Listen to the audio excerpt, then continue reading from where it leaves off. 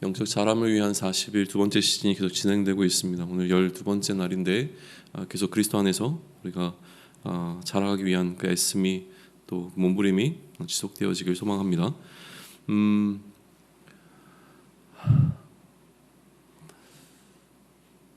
오늘 본문은 슬퍼하고 있는 이 사무엘에게 하나님께서 말씀하시는 것을 통해서 시작을 합니다. 하나님께서는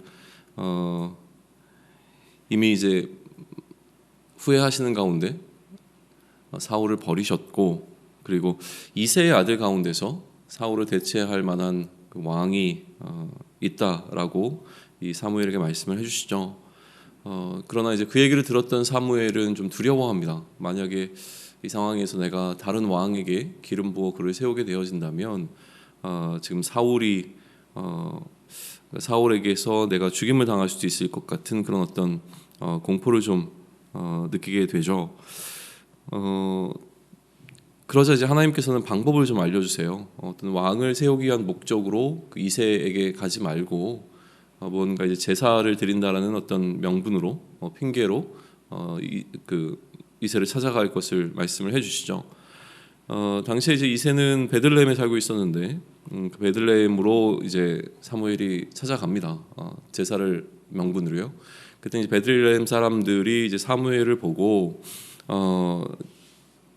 영접을 하죠. 그랬더니 이제 그들과 함께 하나님을 향한 어떤 그 예배의 자리를 마련을 합니다. 근데 그 과정 가운데서 이제 사무엘이 이새의 아들이었던 엘리압을 먼저 보게 됩니다. 그리고 그를 보니까 참으로 왕이 될 만한 제목이라고 이제 판단을 해서 하나님께서 그에게 기름을 부으시라고 하는 것인가 보다라는 생각을 하는데요. 그때 하나님께서 사무엘이 그렇게 판단했던 그 기준을 바꾸어 주시는 말씀, 또 우리에게 굉장히 유명한 말씀을 하시죠. 그게 이제 오늘 본문인 7절인데 여호와께서 사무엘에게 이르시되 그의 용모와 키를 보지 말라. 이 용모와 키를 봤던 것은 사울을 세우는 것과 동일한 기준이었고 조건이었거든요. 내가 이미 그를 버렸노라 라고 하시면서 사울과 동일한 방식으로 바라보지 말 것을 말씀하시면서 내가 보는 것은, 하나님께서 보는 것은 사람과 같지 아니하니 사람은 외모를 보거니와 나 여호와는 중심을 보느니라 라고 하는 말씀을 해주십니다. 그러면서 외모가 아닌 그 중심이 중요하다라고 하는 사실이 이렇게 강조가 되죠. 그리고 난 이후에 이새의 아들 나머지 7명도 전부 다 이 사무엘 앞을 지나가게 됩니다. 그러나 하나님께서는 그 이새의 아들 7 모두 가운데서 그 누구도 하나님께서 택하신 자라고 하는 말씀을 해주지 않으세요.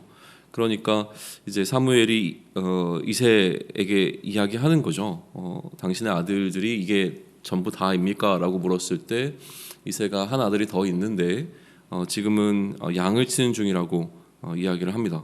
실제로 이새에게 아들이 몇 명이 있었는가는 좀 신학적으로 논란이 있습니다. 그럼에도 불구하고 아무튼 지금 이새에게 있었던 그 아들들 가운데서 현재 그 자리에 있지 않았던 한 아들이 더 있는데 그 아들이 지금 양을 치는 중이고 그 양을 치던 아들이 바로 다윗이었죠. 그래서 다윗을 불러오고요. 하나님이 이 다윗에게 기름을 부으라고 사무엘에게 말씀해 주셔서 사무엘은 다윗에게 기름을 붓습니다. 기름 부음 받은 자가 된 것이죠. 기름을 붓던 그날 이후로 다윗에게는 하나님의 영이 크게 감동이 되어집니다. 그리고 사무엘은 그 역할을 마치고 다시 그가 있던 자리로 돌아가죠. 그리고 이제 한편 사울에 관한 이야기가 또 다른 편에서 진행이 되죠.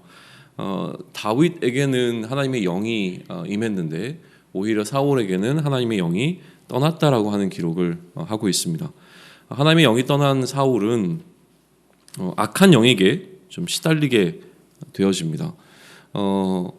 사울이 이 악한 영으로 인하여서 너무너무 힘들어하니까 그의 주변에 그를 보필하던 신하들이 음악이라고 하는 것을 통해서 이 상황을 좀 완화시킬 것에 대해서 권하죠. 뭐 오늘로 따지면 이제 음악 치료 같은 것을 좀 권하는 것인데 사울이 이제 그러면 그런 일을 할 수 있는 자를 좀 구해서 좀 그렇게 진행을 하면 좋겠다라고 이야기를 하니 그 사람들 가운데서 한 사람이 이제 다윗을 추천을 하게 되어집니다. 다윗이라고 하는 자가 있는데 이것을 능히 좀 잘 감당할 수 있다라고 이야기를 해서 사울이 전령을 보내서 그 다윗을 데리고 오게 되어지죠.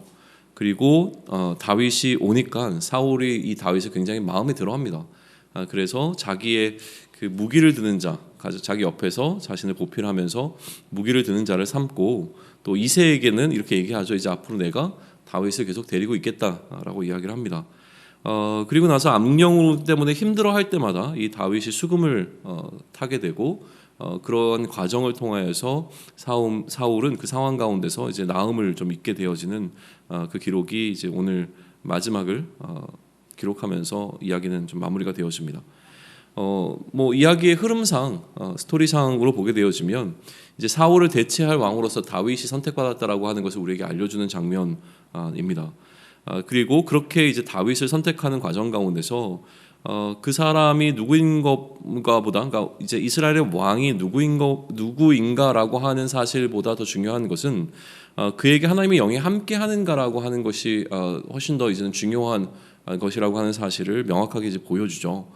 외적인 조건이 선택의 기준이 되지도 않았고 하나님께서 그 이스라엘의 기름 부음 받은 자를 선택하실 때는 그 중심을 보고 선택을 하신 건데 이 중심을 보셔서 선택하신 자에게도 결국에는 이제 하나님의 영이 있는가라고 하는 그 여부가 가장 중요한 중요한 요소가 된다라고 하는 사실을 보여주는 것이 이제 오늘 우리 앞에 놓여 있는 이 16장의 스토리입니다.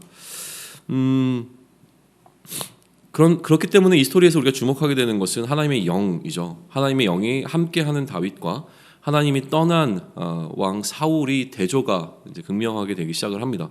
앞으로 이 둘이 한 장면 속에서 이제 계속 등장하기 시작할 텐데 이 부분을 우리는 계속 주목해서 보게 될 것이죠. 그러면 이제 오늘 우리 앞에 놓여 있는 이 본문이 우리를 향해서 주는 메시지를 찾기 위해서 우리는 어떻게 묵상할 것인가 하는 것인데 결국 성령이 함께하는 어떤 왕에 관한 것을 묵상하다 보면 오늘 그 성령과 함께하고 있는 나에 대해서 묵상할 수밖에 없죠. 그러면 하나님께서 사울과 다윗을 선택하는 선택의 기준과 마찬가지로 하나님께서는 우리를 어떻게 선택하셨는가에 대한 것을 질문해 볼 수 있고 거기에 대한 묵상으로 이어져 갈 수 있을 거라고 생각을 합니다.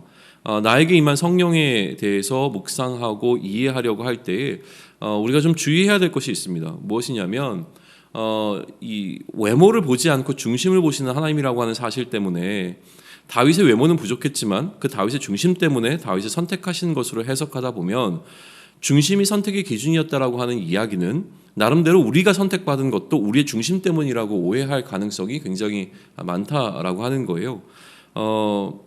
하나님께서 중심을 보시고 선택하시는 분이라고 하는 하나님의 성품에 대한 것을 오늘은 우리는 이 본문을 통해서 알 수 있는 것은 분명합니다. 그러나 우리가 성령을 받을 만한 중심을 갖고 있었다라고 해석하는 것은 옳지 않다라고 하는 것이죠. 우리는 다릅니다. 우리는 그 어떤 것도 내세울 수 있는 자격이 없는 자라고 하는 것을 성경은 우리에게 말해줍니다. 우리를 중심을 보고 택한 것이 아니라 하나님께서 우리를 택하심으로 말미암아 우리의 중심이 변한 자라고 하는 사실에 대해서 기억하셔야 하고 그렇기 때문에 우리에게 성령이 임하는 것은 은혜입니다.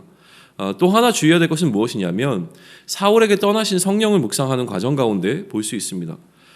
사울에게는 하나님께서 이 성령을 떠나게 하셨지만 우리에게 임한 성령은 나로부터 떠나시지 않는다라고 하는 사실입니다. 이런 의미에서 보게 되면 사울이라고 하는 사람에게는 굉장히 엄격하셨던 하나님께서 우리에게는 한없이 무언가를 용납해 주시고 있는 것처럼 느껴진다라고 하는 것이죠.